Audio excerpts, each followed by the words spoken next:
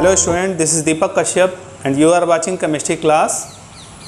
Chapter haloalkane and haloarene जो organic chemistry का NCERT second book का फर्स्ट चैप्टर है यूनिट 10, वो मैंने आपका स्टार्ट कर दिया था और उसमें मैंने आपको रिएक्टिविटी के बारे में बताया था, नेचर ऑफ CX बॉन्ड के बारे में बताया था, CX बॉन्ड का नेचर कैसा होता है एलिफेटिक और एरोमेटिक हेलोएल्केन में। तो उसमें मैंने आपको कंपेयर भी कराया था। तो कंपेयर करने के बाद एक कंक्लूज़न निकला था कि sp2 हाइब्रिडाइज्ड कार्बन एटम जो होता है CX बॉन्ड का, वो ज़्यादा इलेक्ट्रोनिगेटिव होता है और स्ट्रॉन्गर होता है, बॉन्ड ब्रेक नहीं करेंगे जो डायरेक्टली अटैच होगा। सिमिलरली हेलोएल्केन जो एलिफेटिक होते हैं उसमें CX बॉन्ड में जो कार्बन एटम होता है sp3 हाइब्रिडाइज्ड होने के कारण कम इलेक्ट्रोनिगेटिव होता है, तो वो वीक बॉन्ड होता है, ब्रेक हो जाता है। तो इसके बेसिस पर जो रिएक्टिविटी का ऑर्डर निकल कर आया है वो ऑर्डर मैं आपको बता रहा हूँ। ऑर्डर ऑफ रिएक्टिविटी, क्या रिएक्टिविटी का ऑर्डर होगा ये आप अच्छे से समझ लीजिए।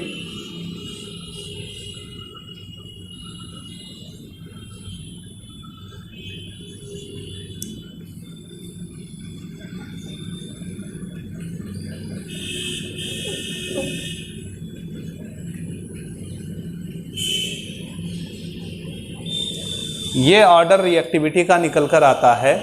इसमें आप देख रहे हैं कि सबसे ज़्यादा रिएक्टिव जो है वो CX बॉन्ड में CI बॉन्ड होगा, क्योंकि ये लार्ज बॉन्ड लेंथ होती है। लार्ज बॉन्ड लेंथ होने के कारण लेस बॉन्ड एनर्जी होती है, लेस बॉन्ड एनर्जी, जिसके कारण ये बॉन्ड ईजिली ब्रेक हो जाता है। बहुत कम केस में ऐसा लिया जाएगा, इसे नहीं लिया जाएगा क्योंकि इसकी मोस्टली रिएक्शन जो होती हैं वो एक्सोथर्मिक होती हैं। एक्सोथर्मिक होने के कारण इसको बहुत कम यूज़ किया जाएगा। तो आयोडीन, ब्रोमीन और क्लोरीन में सबसे ज़्यादा ये होगा, फिर ये होगा, फिर ये होगा। तो ये तो रिएक्टिविटी का ऑर्डर हो गया आपका। और यहाँ पर ये स्मॉल बॉन्ड लेंथ होगी जिसके कारण इसमें हाई एनर्जी की रिक्वायरमेंट होगी। तो ये आपको रिएक्टिविटी का ऑर्डर याद करना है बहुत अच्छे से, क्योंकि पूरे चैप्टर में इसका कॉन्सेप्ट चलता रहेगा। नेक्स्ट हम आपका स्टार्ट करने जा रहे हैं preparation of haloalkane. Preparation of haloalkane. तो हेलोएल्केन की प्रिपरेशन में फर्स्ट प्रिपरेशन है फ्रॉम अल्कोहल। अल्कोहल से हेलोएल्केन कैसे बनाए जाते हैं, इसके 2-3 मेथड हैं। तो ए मेथड है by the action of halogen acid, by the action of halogen acid. अब यहाँ पर वर्ड आया हैलोजन एसिड, तो अगेन आपको रिएक्टिविटी ऑर्डर देखना है। यहाँ पर रिएक्टिविटी ऑर्डर ऑफ एसिड क्या होगा ये जान लीजिए।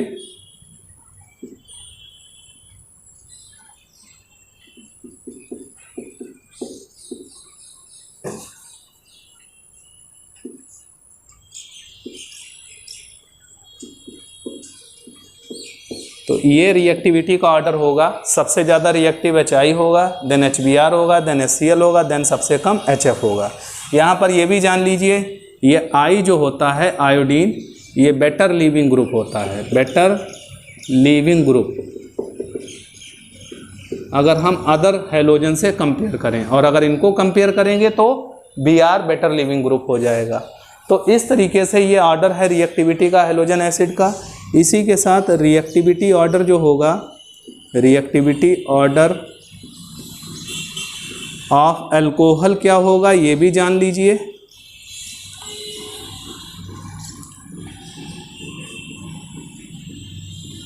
रिएक्टिविटी ऑर्डर ऑफ अल्कोहल क्या होगा, 3 डिग्री, 2 डिग्री, 1 डिग्री। तो टर्सरी अल्कोहल सबसे ज़्यादा रिएक्टिव होगा, then secondary alcohol, then primary alcohol. अब ये सेकेंडरी, प्राइमरी, टर्सरी अल्कोहल कैसे पहचानेंगे, इसके लिए मैं आपको तीनों के एक एक एग्जाम्पल अभी प्रिपरेशन में दिखा रहा हूँ। उसकी हेल्प से आपको पता चलेगा कि रिएक्टिविटी कैसे डिफाइन करते हैं। ये सबसे पहला एग्जाम्पल है यहाँ पर CH3 CH2OH, this is known as ethanol. Ethanol is the IUPAC name and ethyl alcohol is the chemical name. जब इसकी रिएक्शन एनहाइड्रस ZnCl2 और HCl की प्रेजेंस में कराते हैं तो देखिए HCl का H और OH का H हट जाएगा तो बन जाएगा CH3CH2Cl, इथाइल क्लोराइड बन जाएगा और प्लस वाटर अलग हो जाएगा। यहाँ पर जो एनहाइड्रस ZnCl2 है, एनहाइड्रस ZnCl2 का वर्क क्या है? As a catalyst. तो ZnCl2 क्या करता है? कैटालिस्ट का वर्क करता है, जो कि रिएक्टिविटी को HCl की बढ़ा देता है और उसके एसिडिक स्ट्रेंथ को बढ़ा देता है। जब किसी की एसिडिक स्ट्रेंथ बढ़ेगी तो वो एसिड उतनी ईजिली ब्रेक डाउन हो जाएगा, मतलब वो H पॉजिटिव ईजिली देने लगेगा, जो भी स्ट्रॉन्ग एसिड होता है।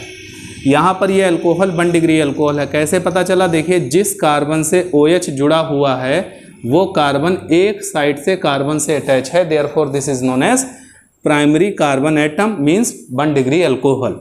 नेक्स्ट एग्जाम्पल आपका है CH3CHOH CH3। ये इसका नाम होता है isopropyl alcohol. Isopropyl alcohol is the simple name और केमिकल नेम, और propanol 2 is the IUPAC name. तो ये कार्बन जिससे OH ग्रुप जुड़ा है दो साइड से अटैच है, इसीलिए इसको 2 डिग्री अल्कोहल कहा गया है। एनहाइड्रस ZnCl2 और HCl से रिएक्शन होगी तो अगेन वही वर्क होगा, वाटर हट जाएगा और यहाँ पर Cl आ जाएगा, तो इसका नेम हो जाएगा आइसोप्रोपाइल अल्कोहल।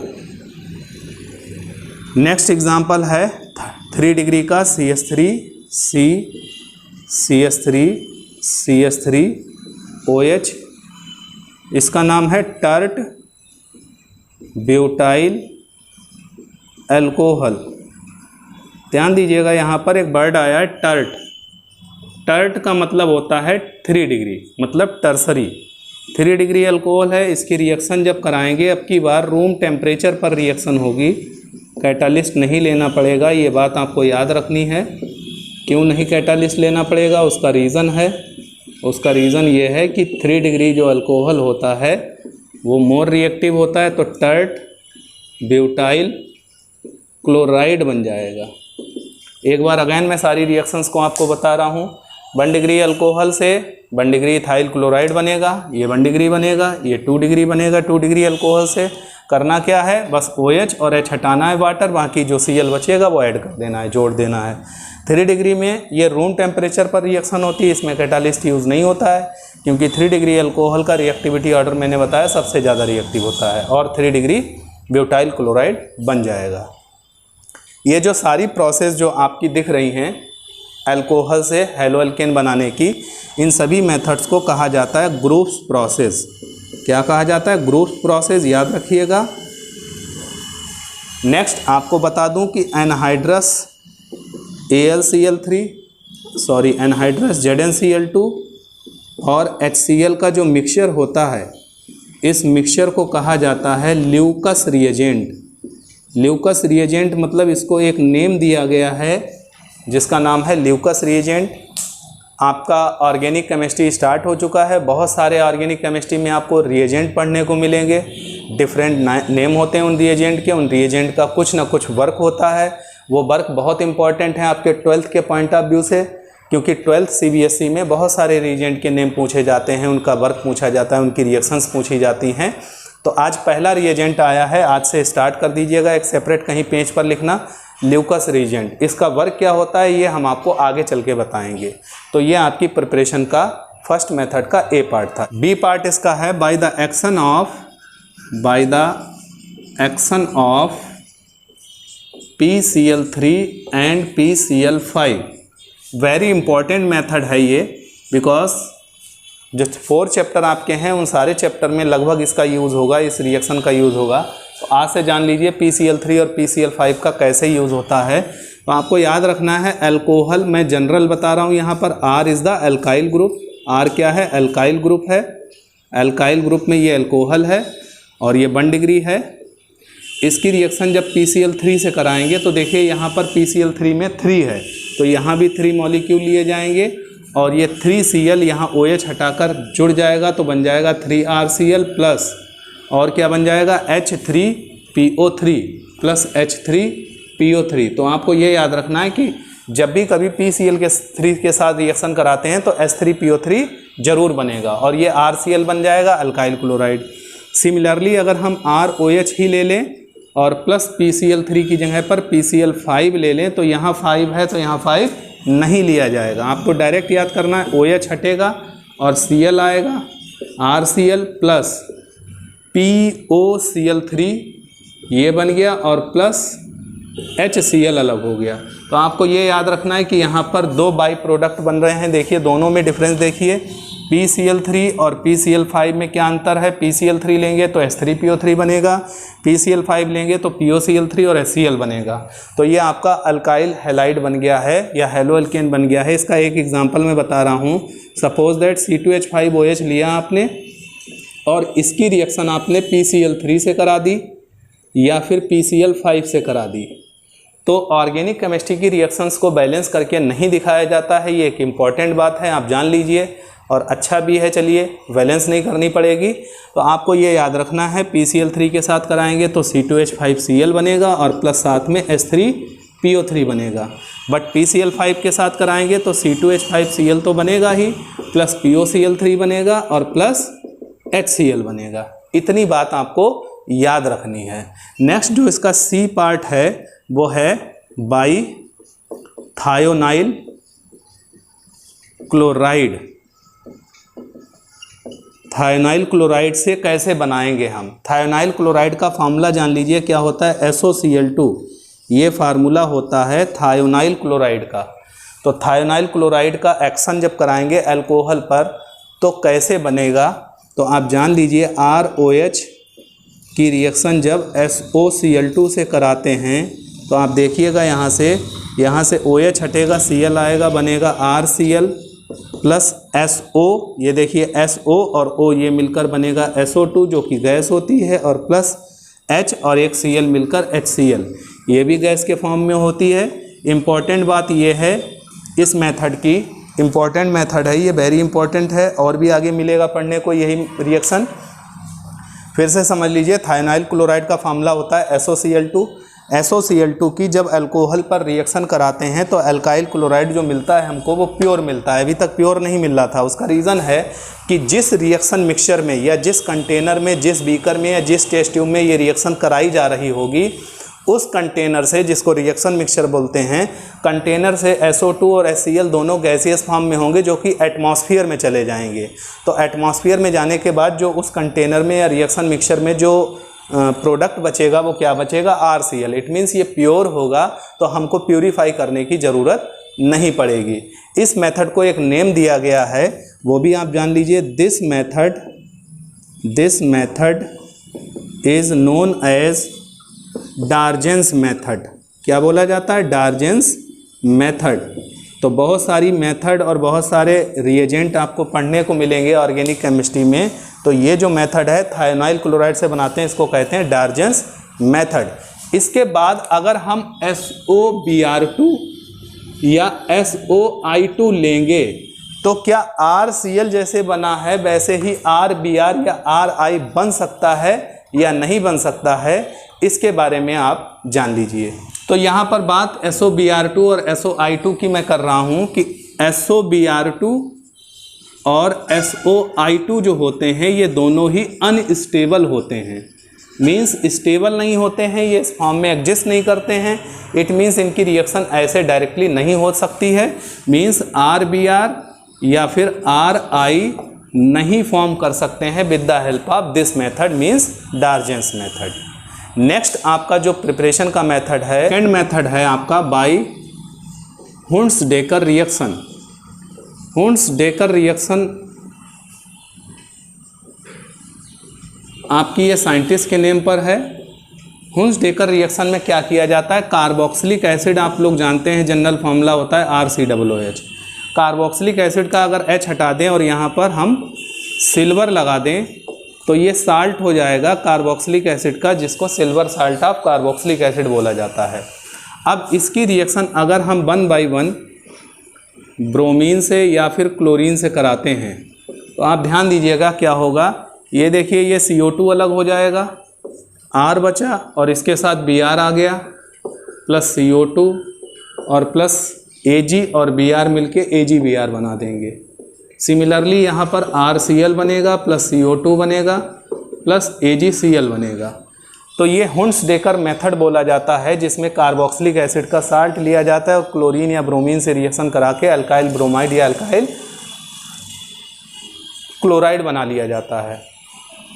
क्या इस मेथड से अल्काइल आयोडाइड बन सकता है कि नहीं, ये भी हम आपको बता रहे हैं। तो ये नोट करके रिएक्शन अलग से मैं आपको बता रहा हूँ कि if we take silver salt of carboxylic acid on reaction with iodine then Ri will not form. क्या फॉर्म होगा, ये दो मॉलिक्यूल लेने पड़ेंगे, RCOOR मीन्स ईस्टर फॉर्म होगा। ये बहुत इंपॉर्टेंट मेथड है, जान लीजिए। और 2CO2 बनेंगे प्लस 2AgI बन जाएगा। क्या बन जाएगा, ईस्टर बन जाएगा। This reaction is known as Simonini reaction. This reaction is known as Simonini reaction. Actually में आपके सिलेबस में तो नहीं है सिमोनिनी रिएक्शन, बट कई सारे स्टूडेंट ये क्वेश्चन पूछ लेते हैं कि सर अगर आयोडीन लेंगे तो क्या बनेगा, तो उनको बताना पड़ता है। तो मैं पहले से ही आपको ये बता दे रहा हूँ कि जब आयोडीन लेंगे तो ईस्टर बनेगा। This is known as Simonini reaction. Next जो मेथड आपका है 3rd नंबर का, वो आप ध्यान से देखिएगा। अल्कोहल पर अगर हम रेड फास्फोरस और हैलोजन का एक्शन कराते हैं तो इस रिएक्शन का नाम है by the action of red phosphorus with halogen. तो रेड फास्फोरस और हैलोजन का एक्शन कराते हैं तो आपको ये याद रखना है, यहाँ से OH हटेगा तो RX बनेगा प्लस और बाकी साथ में वाटर बनेगा या जो कुछ भी बनेगा उससे आपको मतलब नहीं है, मीन्स साइड प्रोडक्ट से मतलब नहीं है। तो आपको यहाँ पर याद रखना है कि X2 की वैल्यू या तो Br2 होगी या फिर I2 होगी, मतलब Cl2 नहीं होगा। तो ये आपको याद रखना है कि रेड फास्फोरस के एक्शन से क्या बन सकता है, अल्काइल ब्रोमाइड या अल्काइल आयोडाइड बन सकता है। नेक्स्ट 3rd नंबर के बाद 4th नंबर का मेथड है आपका फ्रॉम हाइड्रोकार्बन्स। ये भी एक इम्पॉर्टेंट मेथड है हाइड्रोकार्बन से। इसमें A पार्ट का मेथड है by the action of halogen in sunlight. बहुत इम्पॉर्टेंट मेथड है। सनलाइट, सूर्य के प्रकाश में हैलोजन की अगर रिएक्शन कराते हैं हाइड्रोकार्बन से तो क्या बनेगा, ये बहुत इंपॉर्टेंट मेथड है।